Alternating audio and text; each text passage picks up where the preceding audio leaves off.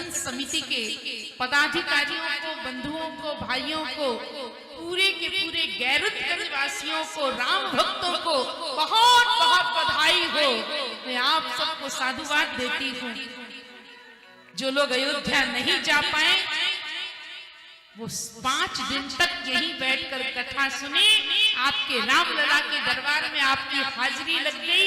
भगवान तो 22 जनवरी को विराजमान होंगे, पर हमने तो 17 दिसंबर से ही भगवान को अयोध्या में आमंत्रित कर दिया। हमारे राम तो 17 दिसंबर से ही अयोध्या में आमंत्रित हो गए हैं और 5 दिवस पर्यंत इस नगर में, इस शहर में मेरे राम लला और राम लला की कथा विराजमान होगी। इस सनातन संगठन समिति के लिए बहुत बहुत धन्यवाद है, साधुवाद। हम नहीं पहुंच पाएंगे, बहुत लंबी भीड़ है, सब लोग नहीं पहुंच पाएंगे, पर हमने सौगंध खाई थी राम लला हम आएंगे और मंदिर वहीं। हमारी सौगंध पूरी हो गई। सौगंध राम की खाते हैं कि मंदिर वहीं बनाए। भगवान राम की हमने सौगंध खाई थी। लोग हमारी खिल्ली उड़ाते थे, हंसी उड़ाते थे, अरे कैसे राम भक्त हैं, भगवान की सौगंध खाते हैं। तुमने झूठी सौगंध नहीं खाई थी, हमने सच्ची सौगंध खाई थी। और आज भगवान ने हमारी सौगंध, हमारी प्रतिज्ञा को पूर्ण भी कर दिया। हम कितने भाग्यशाली हैं। न जाने कितनी पीढ़ियां चली गई ये सपना आंखों में संजोते हुए कि हम राम लला को भव्य मंदिर में विराजमान देखें, पर हम धन्य हैं कि हम कोरोना में भी बच गए केवल यह दृश्य देखने के लिए कि हम राम लला के भव्य मंदिर में विराजमान होते थे। इस मंदिर की में मेरी बहुत अहम भूमिका रही। कार सेवा से लेकर आज तक संकल्पित हूं मैं। कार सेवा के समय हमने जेल भी गए राम लला के लिए और उन कार सेवकों को उस अयोध्या की भूमि पर उत्साहित भी किया। परंतु बड़ा सौभाग्य है कि श्री राम जन्म तीर्थ जन्म जो ट्रस्ट के हमारे महामंत्री हैं श्री भैया चंपत राय जी, उन्होंने स्वयं फोन करके कहा दीदी आपकी विशेष भूमिका रही है और आपकी विशेष इसमें उपस्थिति रहेगी। हम तो 22 दिसंबर को जाएंगे और मुझे प्रसन्नता एक बात की और है कि मेरे पूज्य गुरुदेव भगवान के इस कार्यकाल में जो राम जन्मभूमि तीर्थ क्षेत्र के अध्यक्ष हैं उनके कार्यकाल में रामलला विराजमान होंगे। ये अपने आप में बहुत अद्भुत और बहुत प्रसन्नता की बात है। पर हम अभी नहीं जा पाएंगे, पर कभी तो जाएंगे। पर कोई बात नहीं, हम राम कथा के माध्यम से राम जन्मभूमि के राम लला के इस महोत्सव में अपनी हाजिरी लगाएंगे।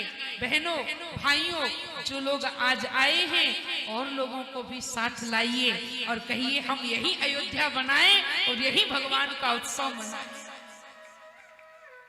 भगवान की जन्मभूमि पर और जन्म की भूमि पर इतना बड़ा महोत्सव, श्री राम जन्मभूमि पर जहां राम ने जन्म लिया और राम जन्मभूमि की प्राण प्रतिष्ठा के समय पर गैरतगंज में श्री राम कथा हो रही है। और कौन से दिन शुरू हो रही है? आज कौन सा दिन है? रविवार है। आज तिथि कौन सी है? जल्दी बताओ। पंचमी। और आज कौन सी पंचमी है? विवाह पंचमी है। आज ही के दिन मेरे प्रभु श्री राम का विवाह हुआ था। आज ही के दिन मेरे ठाकुर 1 से 2 बने थे। आज कितना शुभ दिन है। शायद समिति के लोगों को अवगत ही नहीं होगा कि हम 17 दिसंबर लिख रहे हैं तो उस दिन भगवान का विवाह भी होगा। जन्म से कथा होती हो कहीं, पर हमारे गैरतगंज में तो भगवान की कथा विवाह से शुरू हो रही है।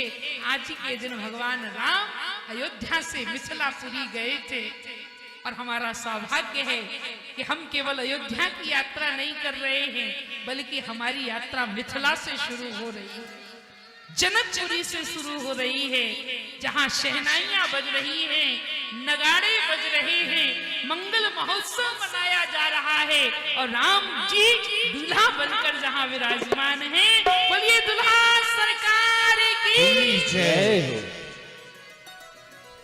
क्या मंगलमय दृश्य होगा वहां का, जहां एक छोड़, दो छोड़, तीन छोड़, चार चार दुल्हा एक साथ विराजमान है। एक दूल्हा जिस घर में आ जाए तो क्या आनंद होता है, और जहां चार दूल्हा पहुंच जाए फिर तो क्या बात है। आज मिथिलावासी और मिथिलानियां आनंदित हैं। हम हर कथा को अयोध्या से शुरू करते हैं, पर आज की कथा अयोध्या से नहीं बल्कि मिथिला से शुरू होगी। मिथिला धाम की, मिथिला धाम वो धाम है। दुनिया में धाम तो बहुत, पर ये मिथिला धाम कौन सा?